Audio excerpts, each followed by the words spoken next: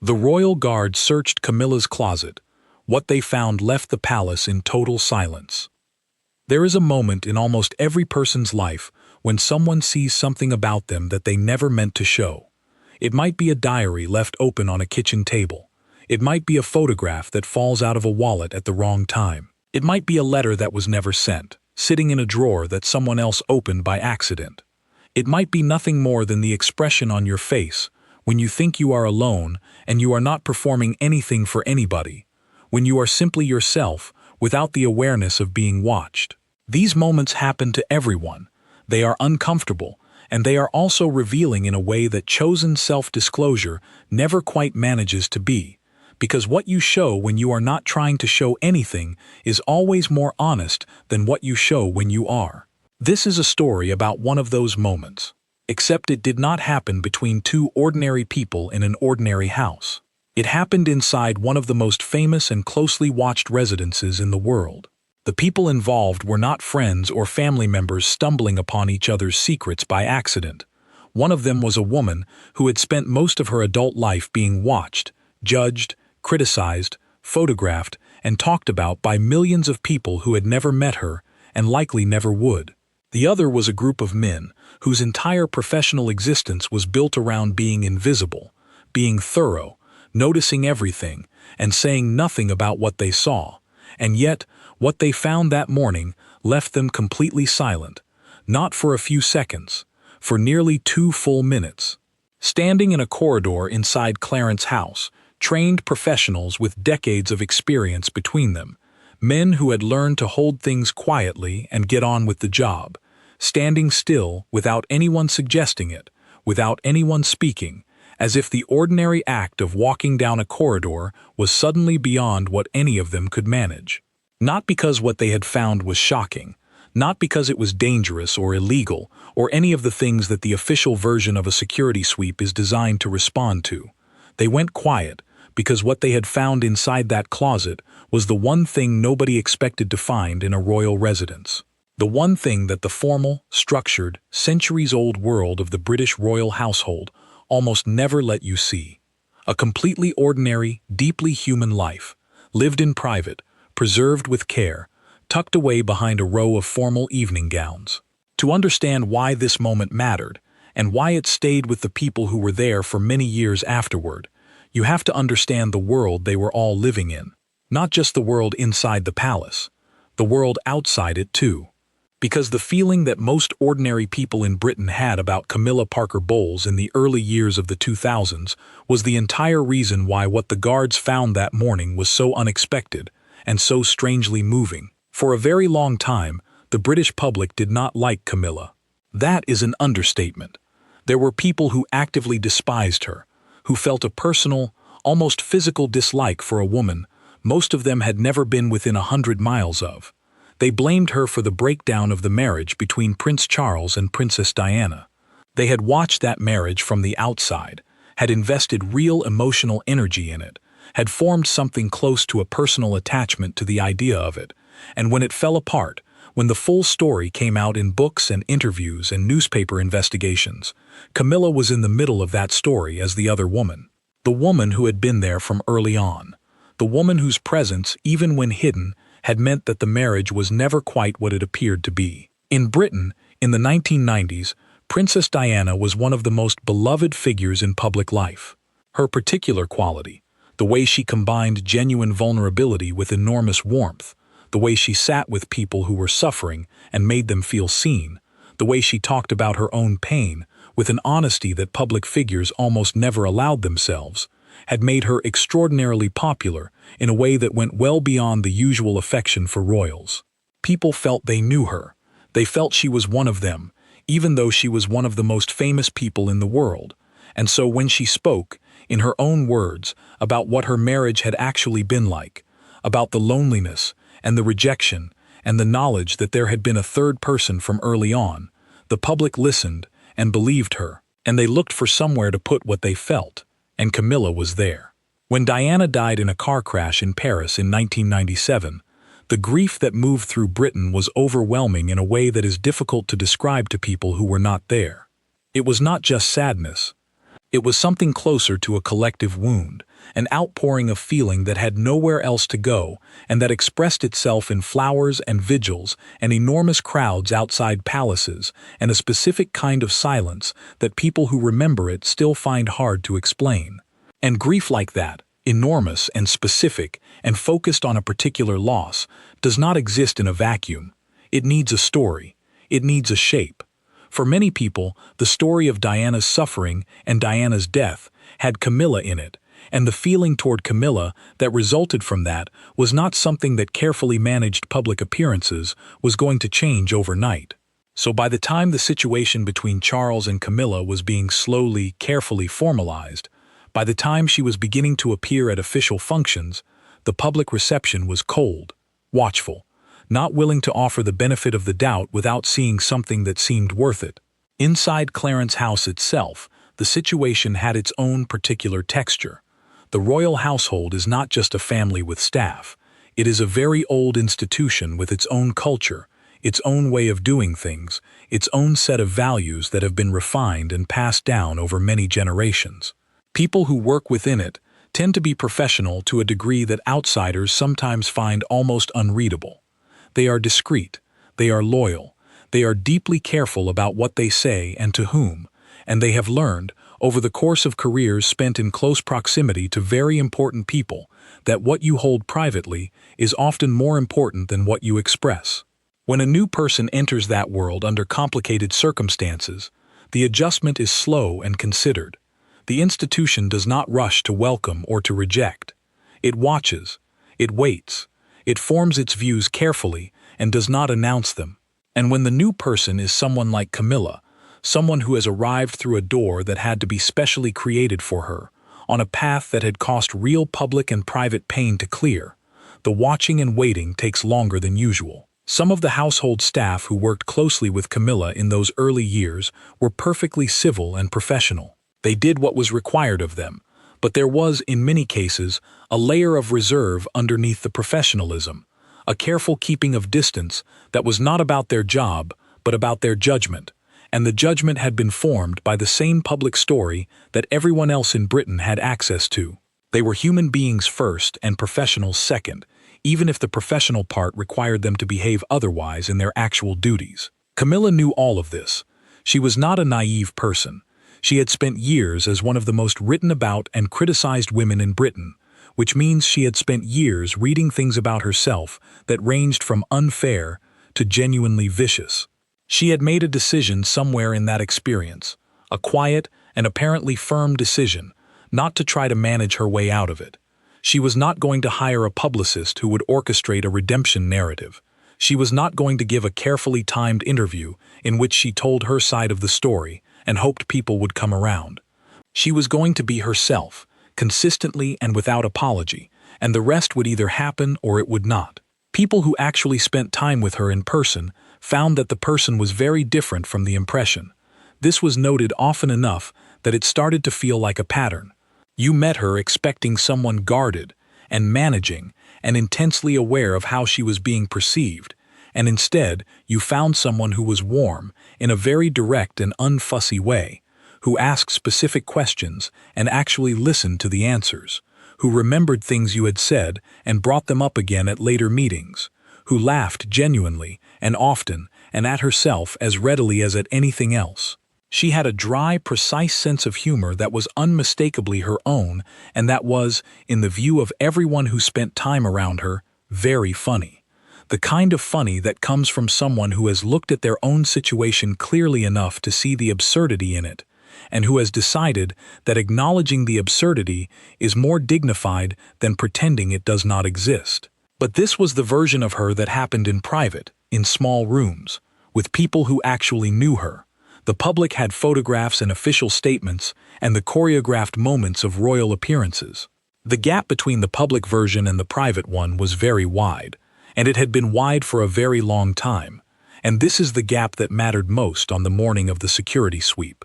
The thing about working security in royal residences is that you spend a great deal of your time seeing things that you immediately have to pretend you have not seen. This is not deception, not exactly.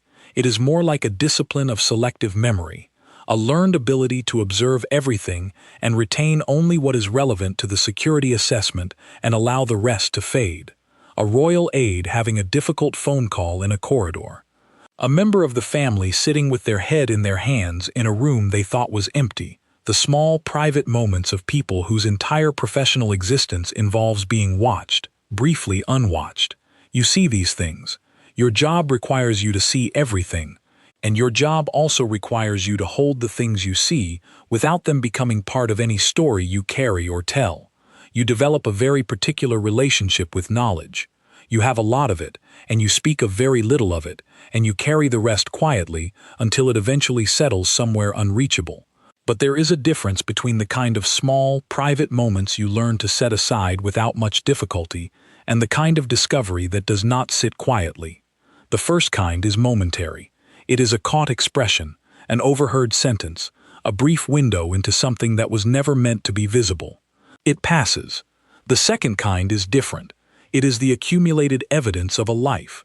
It is the things a person has chosen, day after day, to keep and preserve and surround themselves with when they are not on duty, not performing, not managing any impression at all. That second kind does not set itself aside as easily. It asks to be understood. It asks for something more than professional neutrality. The closet in Clarence House was the second kind. The officer who led the sweep had spent 32 years in royal service by the time this particular assignment came to him. He had joined as a young man, drawn to the discipline and the dignity of the work, and he had spent the first years of his career on ceremonial duties, standing very still in very impressive uniforms at very important events, learning to be invisible in the way that the best royal household staff are invisible, present without intruding, watchful without displaying the fact of the watching. Over time, he had moved into more specialized work. Residential security, the kind of work that is quieter and less visible than ceremonial duties, but in some ways more demanding, because it requires a constant low-level vigilance that never quite switches off. You are responsible for a space and for the people in it, and the responsibility does not pause when nothing is happening. The nothing happening periods are when it matters most. He was not a man who talked about himself or his work. His family knew the outline of what he did, but not the detail. His colleagues knew him as reliable, thorough, undemonstrative. He had a quality that is rare and valuable in this kind of work, which was that he was genuinely difficult to read. Not cold, not unfriendly, but contained. He had learned, or possibly always known, that carrying things quietly is not the same as not feeling them, and that the discipline required to do his work well was not about suppressing what you felt, but about choosing when and how and whether to show it. Clarence House is not the kind of building that announces itself. Set within the complex of St. James's Palace, accessible from the mall but not visible from it in any obvious way, it sits at an angle to the surrounding buildings that gives it a quality of being slightly separate from the formal grandeur of the area. It is large and old, and full of the specific quietness of buildings that have absorbed a great deal of history over many generations. The carpets in the corridors are thick enough to swallow the sound of footsteps entirely, which gives the whole place a quality of cushioned silence that the people who work there stop noticing after a while, but that visitors always remark on. Charles and Camilla had made it their London home, not their only home, because people in their position do not have only one home, but their primary London base, the place from which their public life radiated outward to engagements and functions and state occasions, and to which it returned at the end of the day when the cameras were gone and the schedules were done. The security sweep had been ordered by the department responsible for residential security within the royal household, following a piece of intelligence that had been brought to their attention. The details of what that intelligence was were never fully disclosed to the team doing the actual sweep. This was normal. The people who conduct the physical work do not always need the complete picture of why the work is being done. They receive their instructions, they carry out their assignment, and they report what they find. What the senior officer in charge of the sweep knew was that something had been flagged.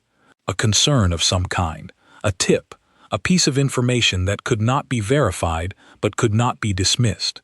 The appropriate response was a thorough sweep of the property, top to bottom, every room, every possible space, and this is what was ordered, and what he prepared to conduct.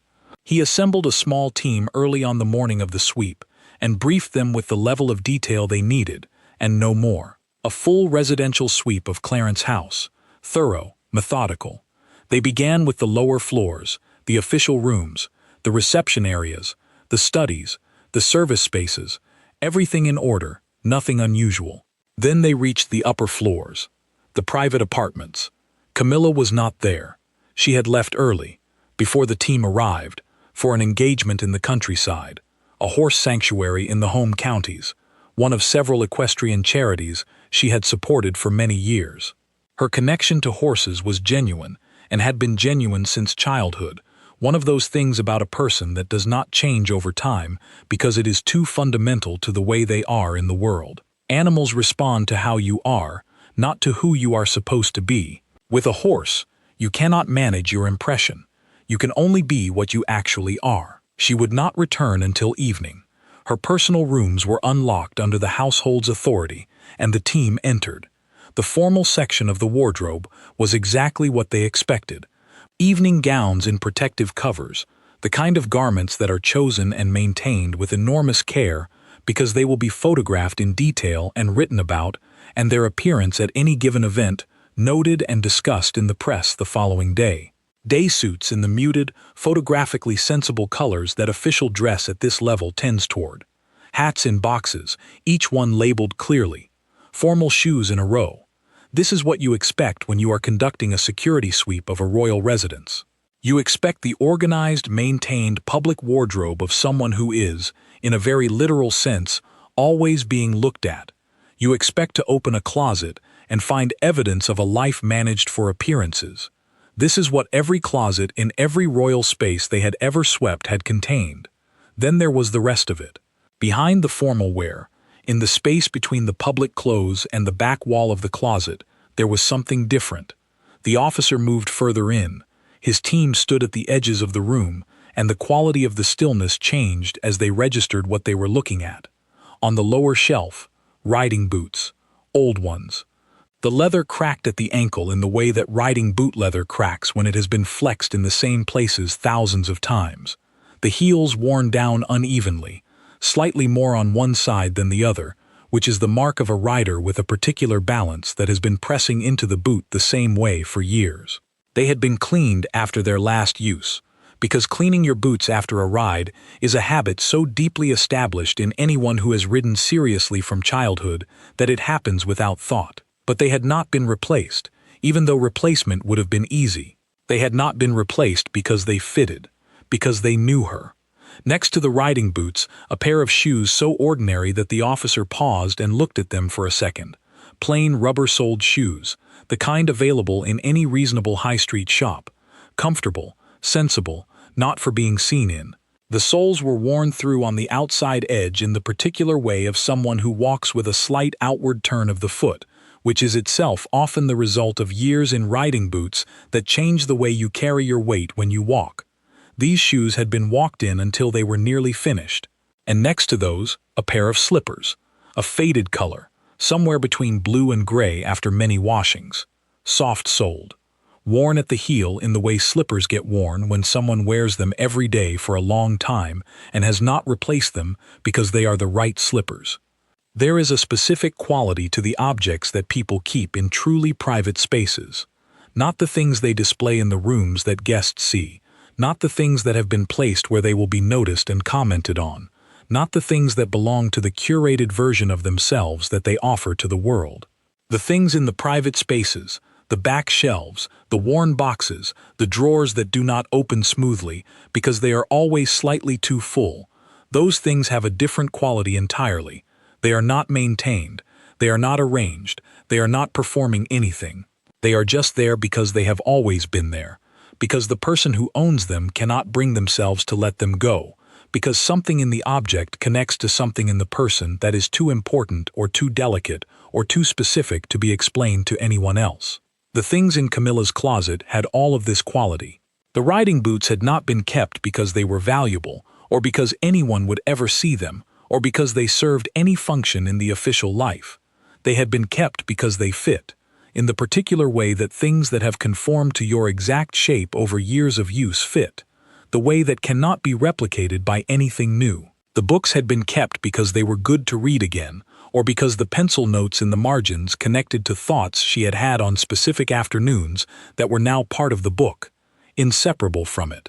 The shoebox had been kept because the things inside it were the things that mattered, the records of real connection, the letters from people who were hers and who were not available to her in the form of official ceremonies or formal occasions, but only in this form, in the handwriting on the page, in the specific words chosen for her by people who knew exactly who they were writing to. The books were on the shelf above the shoes, paperbacks, mostly crime novels, the British kind, a murder in a pleasant rural location, and a detective who is slightly eccentric in ways that eventually turn out to be exactly what is required.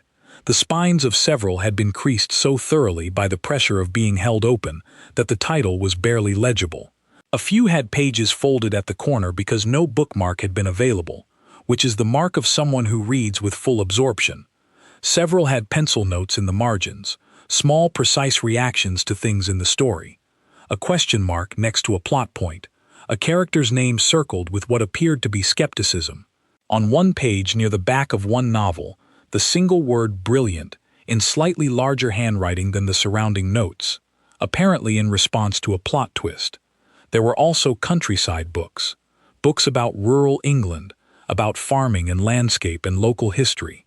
An old illustrated book about horse management so well read that the spine had given up and someone had replaced it with an elastic band.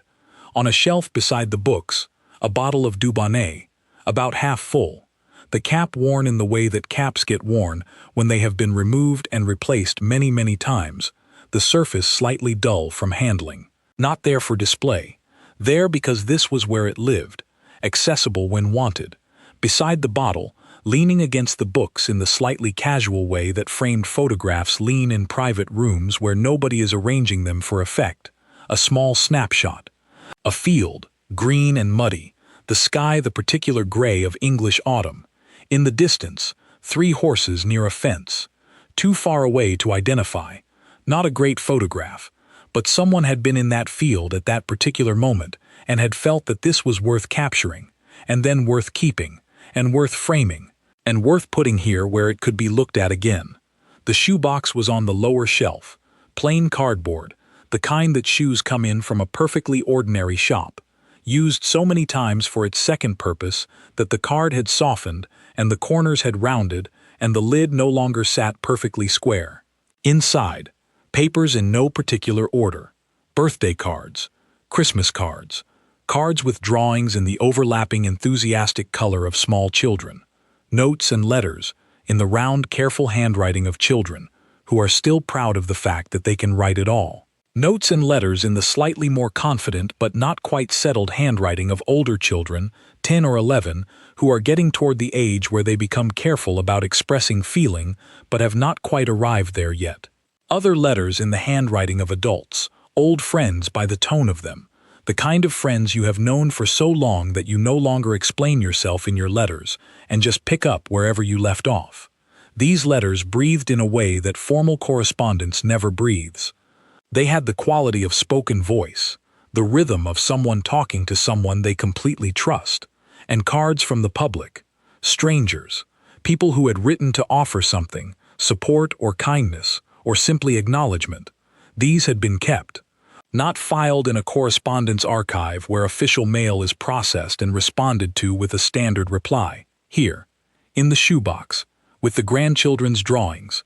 The letters from Charles were a smaller bundle, a dozen or so, held together with ribbon that had faded from something more definite into the pale color of old things handled often. The handwriting on the outside was distinctive, slightly cramped, the handwriting of a man who writes a great deal by hand and quickly, the letters sometimes running together. Nobody opened those letters. There was no security reason to do so, and there was every human reason not to. And the team understood this without anyone having to say it. On a shelf slightly above the others, tucked between 2 books so it was not immediately visible, the small notebook, pocket-sized, dark green leather cover, worn smooth at the corners.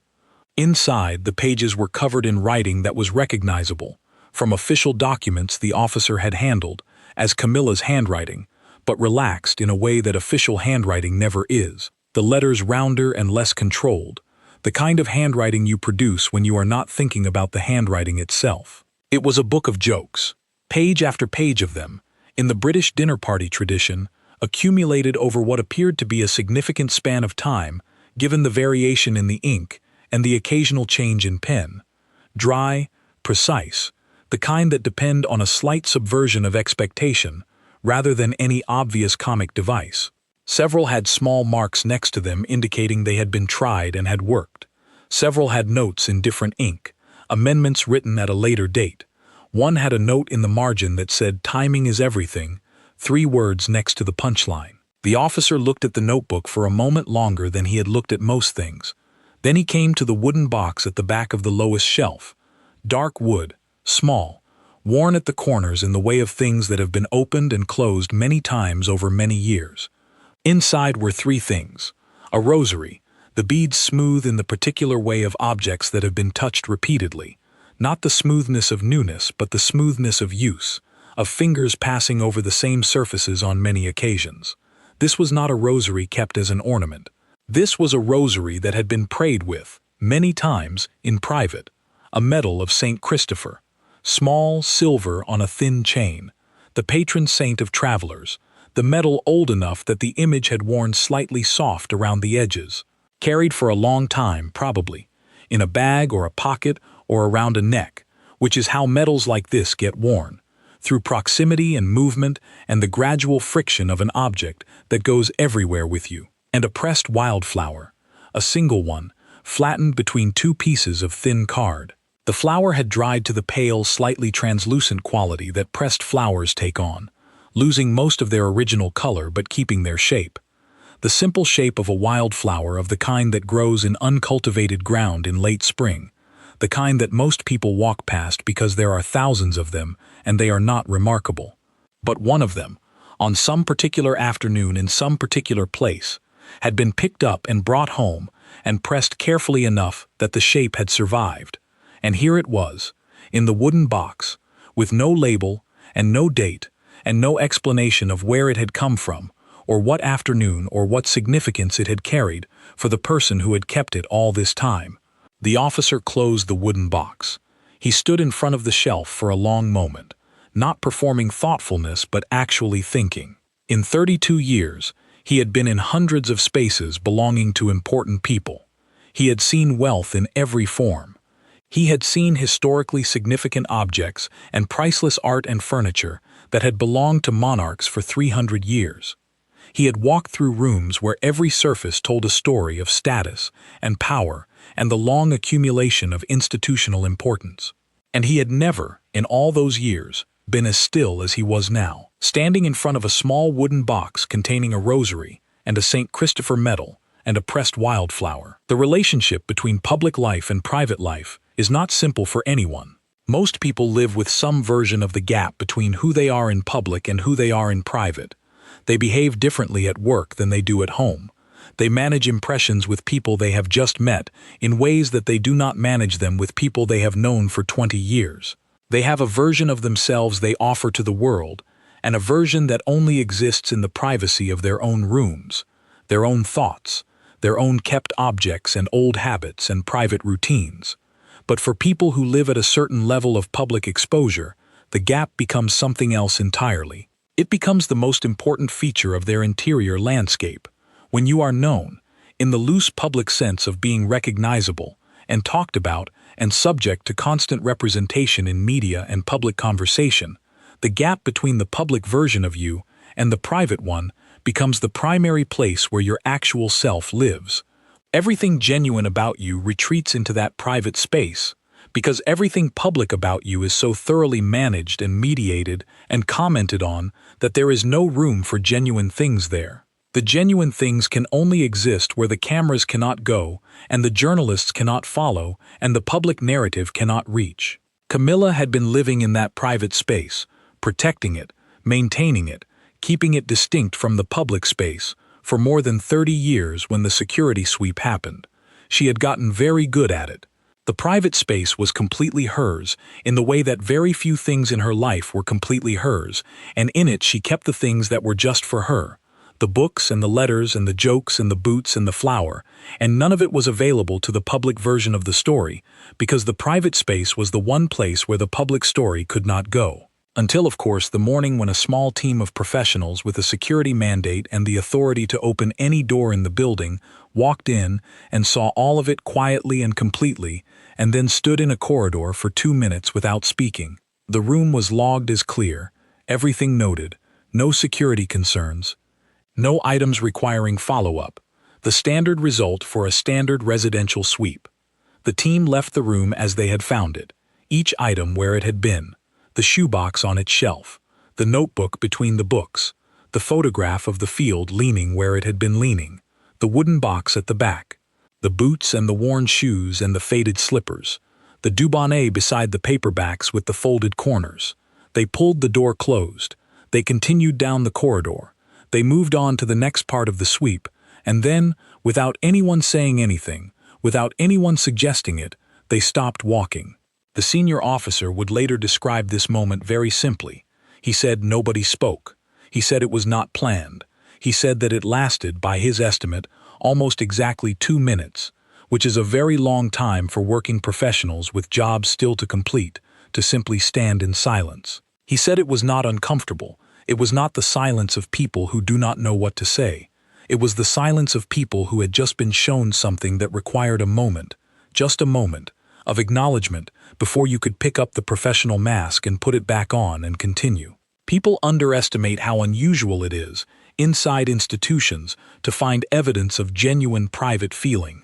Institutions are very good at providing the appearance of personal warmth while actually maintaining a kind of managed distance from anything that might be called truly private. There are protocols for almost everything. There are appropriate ways to behave in almost every situation. The language of official life is careful and considered and designed to convey exactly the right amount and no more. And people who spend their careers inside institutions often adopt this quality over time, even in their private lives. The managed distance becomes habitual. The appropriate tone becomes the default tone, which is why a shoebox full of grandchildren's crayon drawings, kept not in an archive or a proper storage system, but in a plain cardboard box on a shelf in a closet, was such a specific and striking thing to find. Nobody had organized those drawings. Nobody had decided they should be preserved in a particular way. They had been put in the box because the box was available, and because throwing them away was not something that was going to happen. The grandchildren had drawn them and given them to her, and she had kept them in the most direct and uncomplicated way available to her, which was to put them in a box and keep the box nearby. That is not an institutional response. That is a person's response, a grandmother's response. Something that would not look out of place in any ordinary house, in any ordinary part of the country. This is what was so disorienting about the closet. Not that it revealed something shocking, not that it exposed anything that anyone would have found scandalous, but that it was so entirely ordinary, so stubbornly, completely normal in its private contents. The same objects and collections and small preservations that you would find in the private space of any person who has loved people and lost people and held on to things because the things were the remaining evidence of moments that mattered.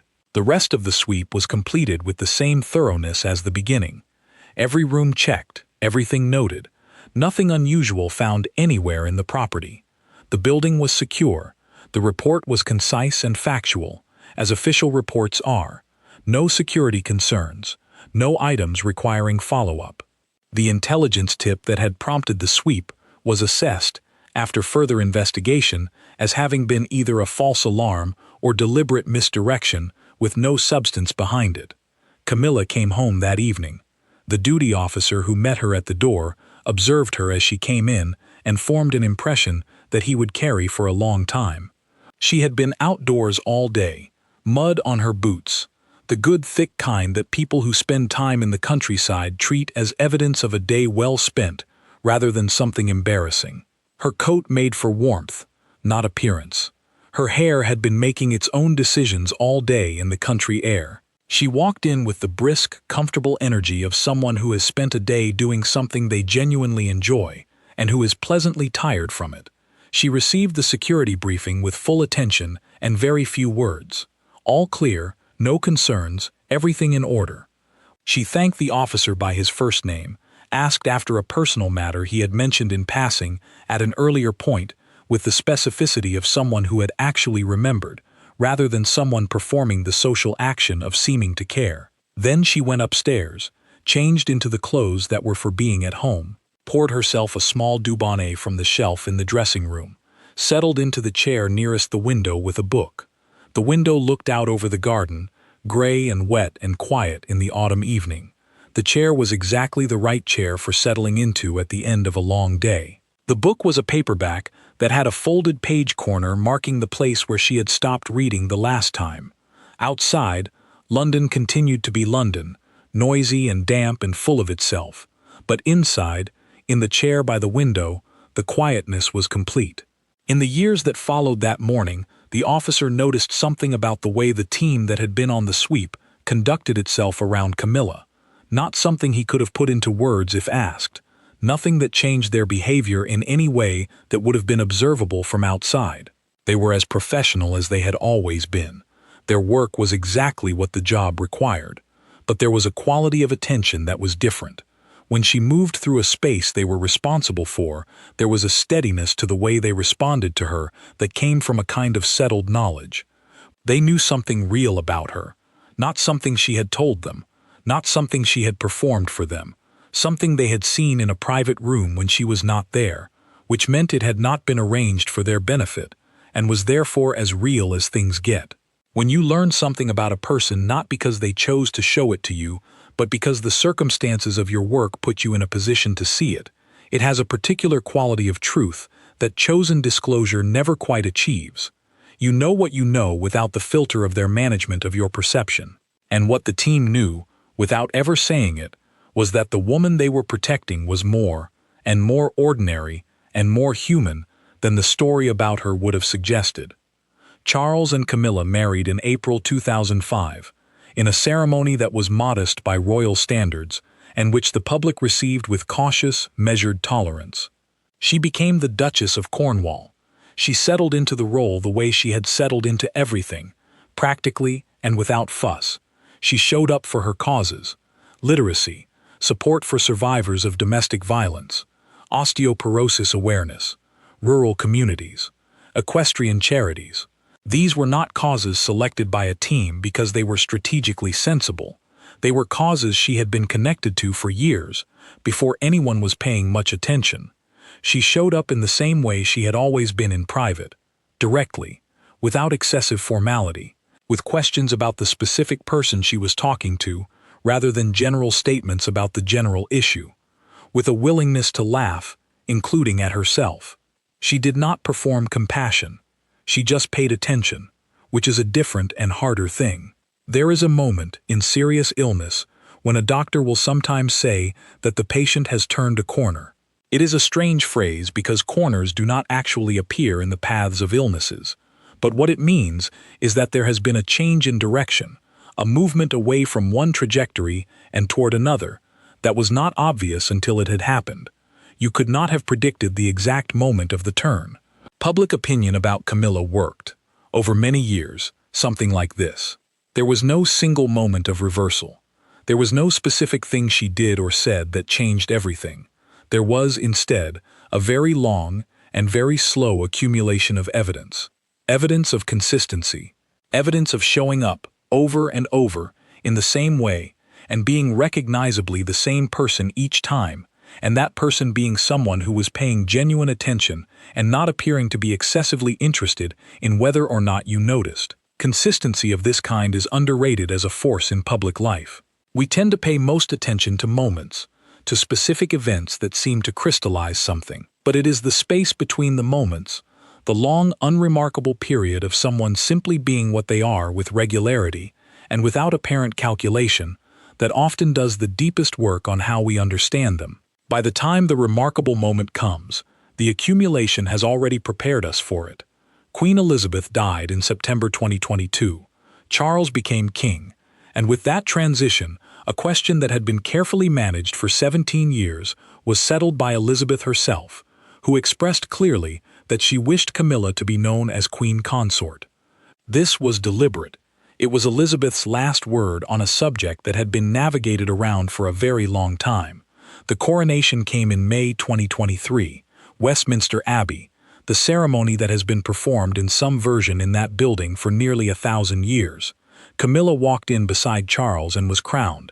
The crown placed on her head had been assembled from pieces of older crowns, older jewels, older histories, reformed and recomposed into something new. It was the kind of material detail that people who pay attention to symbols notice and remember. There were people watching that ceremony who surprised themselves. People who had lived through the 1990s and had felt what they had felt about Camilla then, and who sat in front of their televisions in May 2023 and found that what they were feeling was something different. Not everyone. There were people who watched and felt what they had always felt, and their feelings were not without reason. But there were also people who watched and felt something they had not expected. The reasons for that shift are many and complicated, as reasons for changes in public feeling always are. But underneath the complicated reasons there is a simpler one. Over many years, people had simply seen her, not the version of her that the newspapers had created in the 1990s. The actual woman, showing up consistently for her causes, making her dry jokes, doing her work without a great deal of drama about it, being visibly herself even when being visibly yourself is the harder choice. She had not campaigned for their approval. She had not bent herself into shapes she was not. She had simply been there, year after year, and eventually the years had done what no amount of image management could have done. They had made her familiar.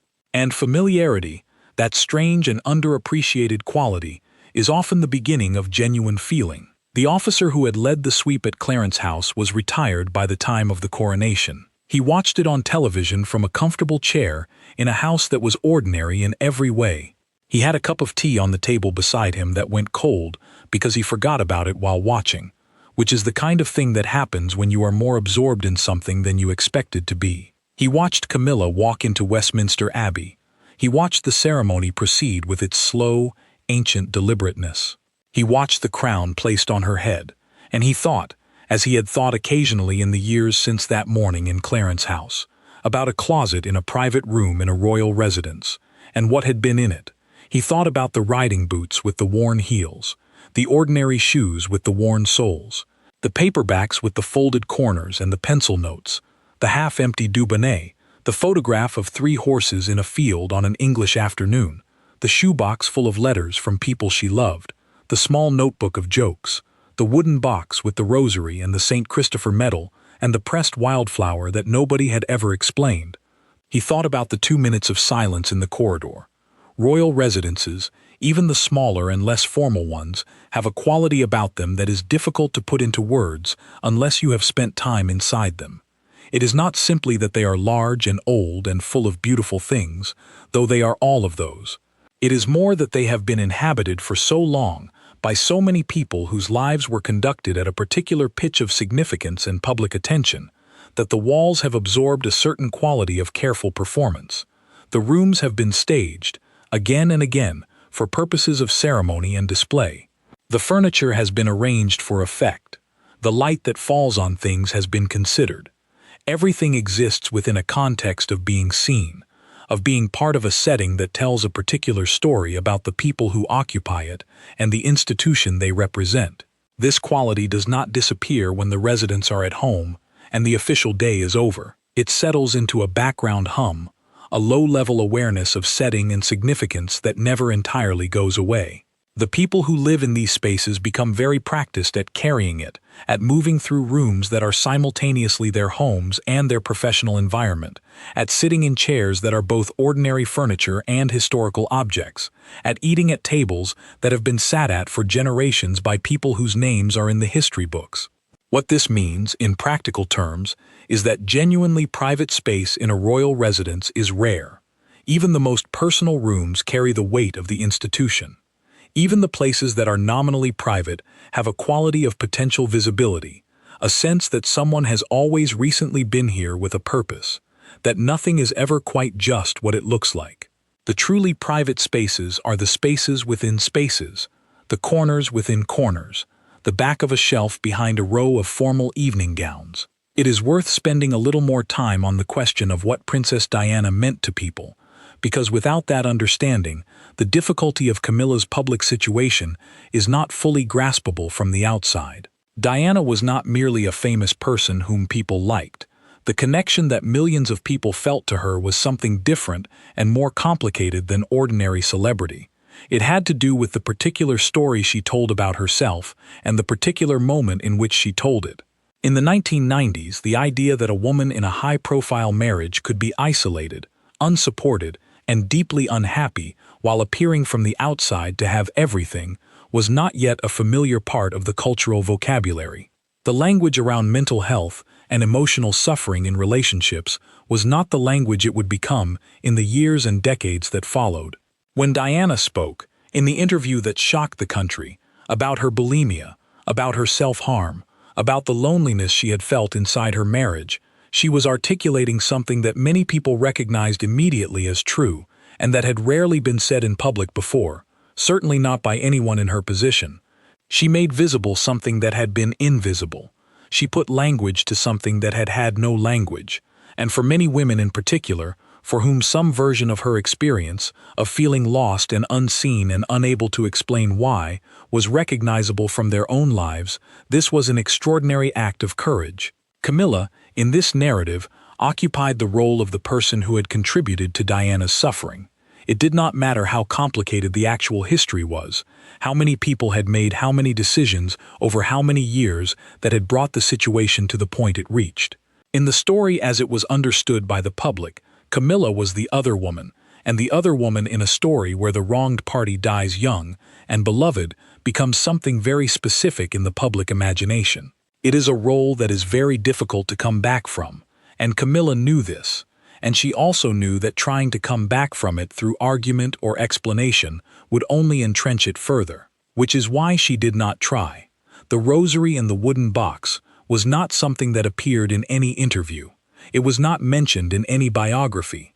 It was not part of any public profile or any official description of Camilla's private life. In a world where every detail of public figures is catalogued and commented on, the rosary was a detail that had simply never been visible, because it existed entirely in the space where visibility was not permitted. Private faith is a complicated thing for anyone in public life. There is always the question of whether and how to speak about it, because private faith that is spoken about publicly is no longer entirely private, and faith that is performed for public consumption has a different quality from faith that is simply practiced in the silence of a room alone. The bead worn smooth from use is not the faith of someone who wants to be seen having faith. It is the faith of someone who prays because they pray, in the same way that breathing is something you do because you do it, not because it is strategic. The St. Christopher medal told a similar story. You do not carry a travel medal for years until the image wears soft, because you want people to know you carry it. You carry it because the carrying of it is a habit you formed at some point, connected to some private understanding of the relationship between travel and risk and the wish to arrive safely, and the habit has become too fundamental to your daily life to stop, like the breaking in of boots or the reading of a specific kind of book on a specific kind of afternoon. These were not the devotions of someone seeking credit for their religiousness. They were the devotions of someone who prayed in private and kept the things they prayed with in a small box, in a place that was not meant for anyone else. The team that opened that box had not been looking for faith. They had been looking for security threats.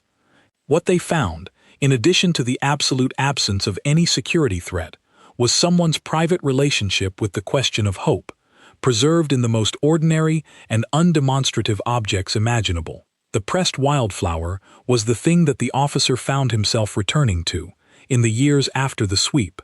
He thought about it more often than he thought about any of the other things in that room, even though it was in many ways the most ordinary of them all, a dried flower. You can find pressed flowers in almost any house where someone has lived for long enough. People press them all the time. Children press them in school as a science project, and then leave them in textbooks where they are discovered years later by people who can no longer remember what they were pressing them for. Old letters often contain pressed flowers tucked inside, sent long ago and kept without explanation. But this one had been pressed and placed in a small wooden box, along with a rosary and a St. Christopher medal. It had been given the same deliberate keeping that was given to the objects of private devotion, which suggested that for whoever had placed it there, it carried a similar quality. Not sacred exactly, but significant, connected to something that mattered in a way that could not be transferred or explained. The officer thought sometimes about what field it might have come from. He thought about what afternoon it might have been. He thought about what it is like to be standing in a field in the English countryside on a particular afternoon, and to notice a wildflower that is growing at the edge of things, the kind of flower that nobody planted and nobody tends and that simply exists because that is what wildflowers do, and to feel, in some way that does not need analysis, that this specific flower on this specific afternoon is something you want to hold on to. He did not know whose flower it had been. He did not know if it was connected to a person who had given it, or a place that had mattered, or a moment in time when something had shifted in a way that made the world seem briefly more navigable than it had seemed before. He only knew that it was in the wooden box, carefully kept, and that whoever had kept it had known exactly what it meant without ever needing to write it down.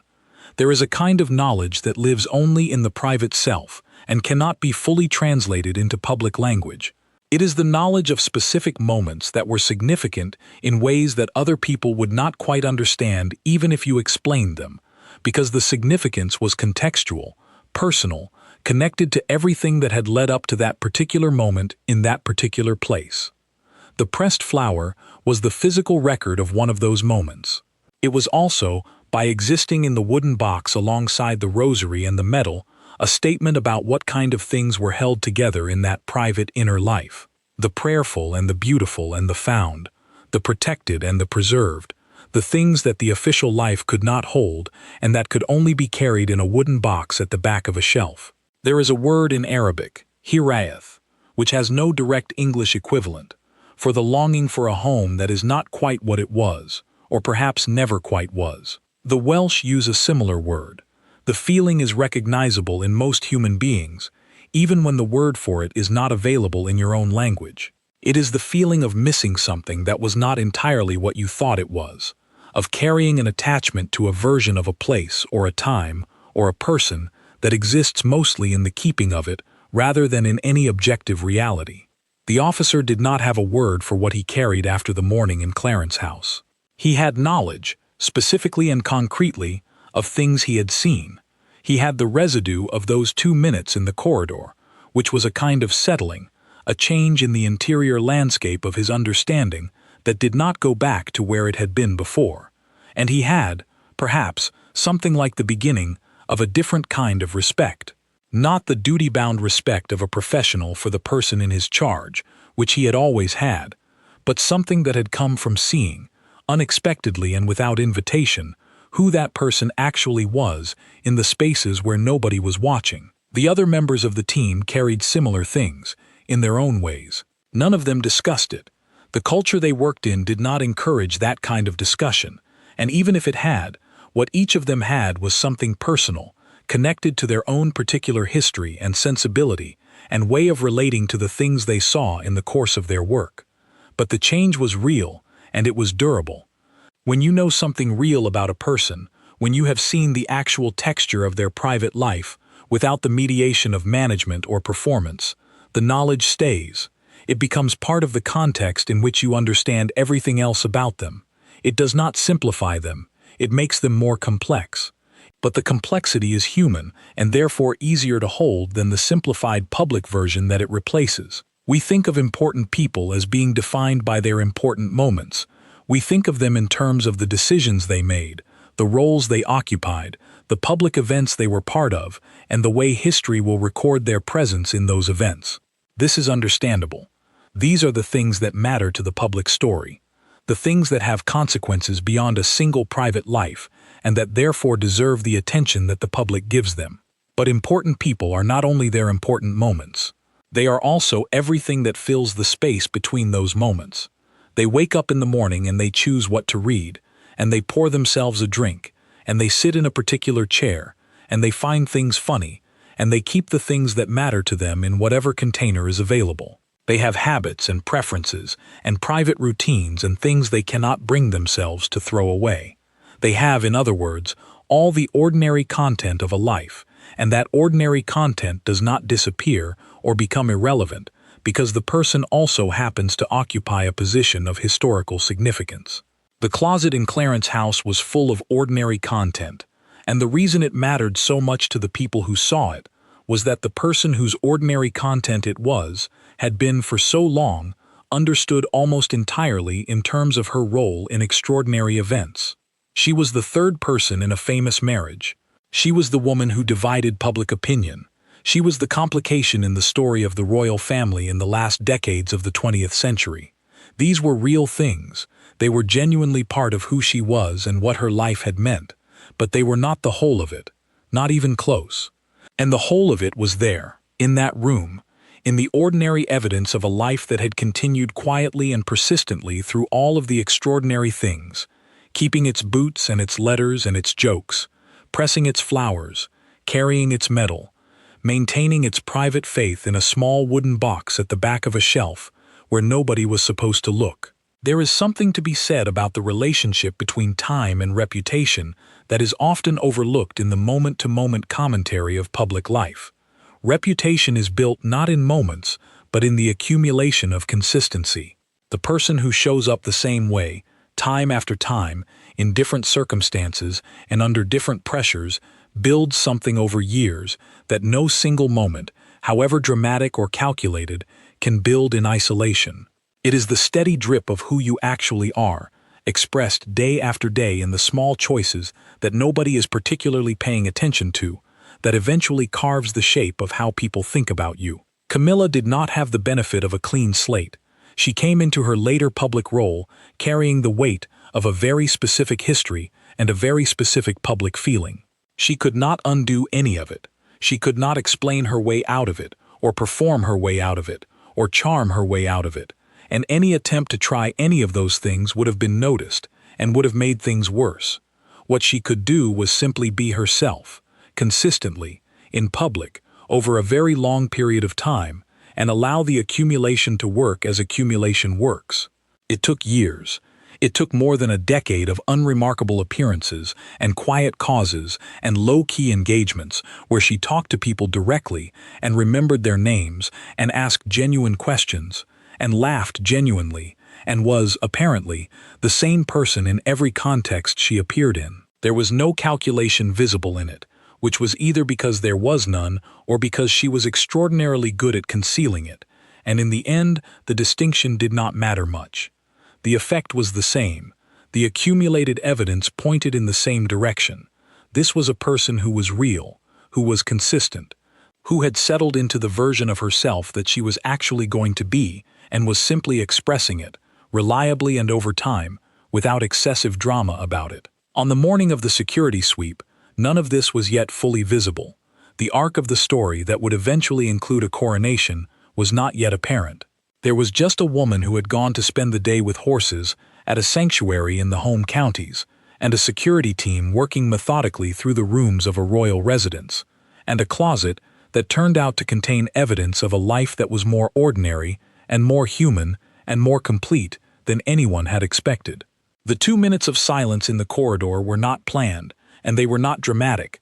They were just the natural result of several people encountering something they had not expected to encounter and needing a moment to register the encounter before they moved on. It was an entirely quiet, an entirely undramatic moment, the kind that happens constantly between people and that leaves no record outside the memories of the people involved. But the things we carry without record are often the things that matter most, the knowledge that settles in us without ceremony and without announcement and shapes, quietly and permanently, the way we understand the world and the people in it. The officer carried what he knew from that morning for the rest of his career and into his retirement, and it shaped, in small ways he could not always articulate, the way he thought about the gap between public stories and private lives, between the version of a person that the world carries and the version that exists in the worn-out boots and the kept letters and the pressed flower in the wooden box. This is what the royal guard found when they searched Camilla's closet. Not what they were looking for, not what anyone would have predicted, just the ordinary, persistent, undramatic evidence of a real life, lived in private, in the spaces where the public story could not reach, over many years and through many things, carefully and without fuss. The palace fell silent.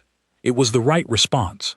There is a particular kind of loneliness that belongs to people who are very publicly disliked. It is not the loneliness of being isolated or unknown. It is the specific loneliness of knowing that there is a version of you that exists in public, a version believed in by millions of people, and that version is not really you at all. You know who you are. The people who actually know who you are. But the version in the public mind has been built from things that are partly true and partly assumed, and partly just the way that public feeling needed to make sense of a complicated story. And the gap between that version and the actual you is very wide, and has been very wide for a very long time, and you have made your peace with the fact that you are probably not going to close it. So you get on with it. You find your small pleasures in private. You keep your letters in the worn box. You write down the jokes so you do not forget them. You press a flower from a field because that afternoon meant something and you want to hold on to it. You pray in private over the beads you have carried for years. You carry the medal for safe travel because the habit of carrying it is by now too old to drop. This is what the guards walked into that morning. Not the story, not the complicated history, not the public figure and the public judgment. Just the private life, lived in the spaces that the official life does not occupy, made of the same materials as any private life anywhere. The things people keep, when nobody is watching, are the truest inventory of who they are. Not what they say in official statements, not how they appear at public functions, what they keep at the back of a shelf in a small wooden box that nobody was ever supposed to see. The royal guard searched the closet and found all of this, and what it told them, in the quietness of that room, was something very simple and very human, that the woman they were tasked with protecting was a person, not a symbol, not a narrative, not a simplified figure in a complicated national story. A person, one who found things funny and wrote the jokes down so she would not forget them, one who got letters from her grandchildren and kept them in a cardboard box, one who picked flowers from fields and pressed them between pieces of card, one who wore her boots until they were done because new ones took too long to feel right, one who prayed, privately, in a room by herself, over beads that were smooth from use. One who was, in the ways that matter and that no official ceremony can manufacture, completely and entirely ordinary. The palace kept its silence, as it always does. The report said what it needed to say. The sweep was complete. Nothing unusual had been found.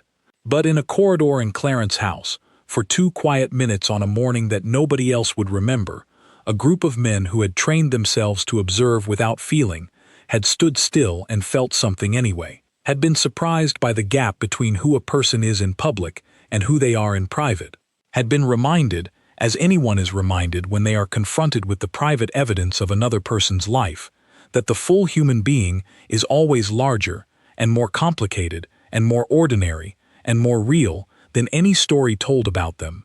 The world did not know about the shoebox. The world did not know about the notebook of jokes, or the pressed wildflower, or the 2 minutes of silence in the corridor. The world had its story, and between the story and the person, there was a gap the size of everything that no camera had ever photographed and no newspaper had ever printed. But the guards knew.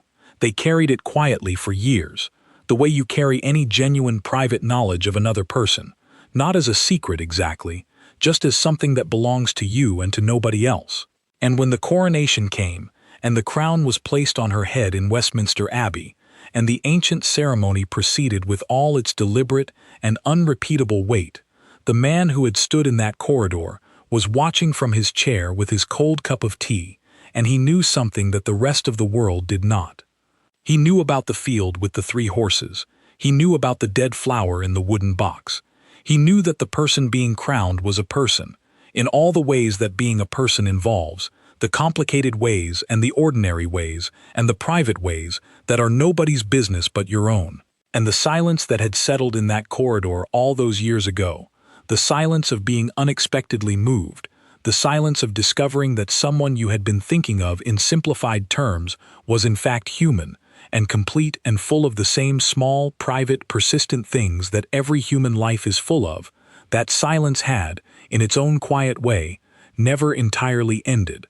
It was still there, in the knowledge that some people carried, in the respect that had been earned not through grand gestures or public performances, but through the evidence of a worn-out shoebox, and a notebook of jokes, and a dead flower that someone had thought was worth keeping. The palace fell silent that day. Some silences say more than words. This was one of them.